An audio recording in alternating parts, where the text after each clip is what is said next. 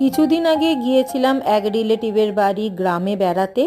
তো সেখানে গিয়ে আমি বানিয়ে ফেলেছিলাম বারবিকিউ চিকেন, খুবই ঘরোয়া পদ্ধতিতে। প্রথমে চিকেনটাকে নিয়ে এসে ভালো করে ধুয়ে নিয়ে তার মধ্যে পাতিলেবুর রস, আদা রসুন বাটা, হলুদ গুঁড়ো, লঙ্কা গুঁড়ো, কাশ্মীরি লাল লঙ্কা গুঁড়ো, নুন এবং সর্ষের তেল দিয়ে ভালো করে ম্যারিনেট করে আমি আধা ঘন্টা মতন রেখে দিয়েছিলাম। তারপর ম্যারিনেট করা মাংসটিকে নিয়ে চলে গিয়েছিলাম রান্নাঘরে।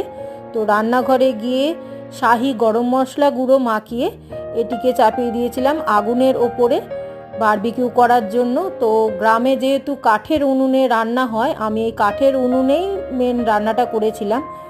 কাঠের জালে করেছিলাম বলে এই চিকেনগুলোর মধ্যে খুব সুন্দর একটা স্মোকি ফ্লেভার এসেছিল। তো খেতেও জাস্ট অসাধারণ হয়েছিল। নিজে করেছি বলে বলবো না, জাস্ট অসাধারণ হয়েছিল।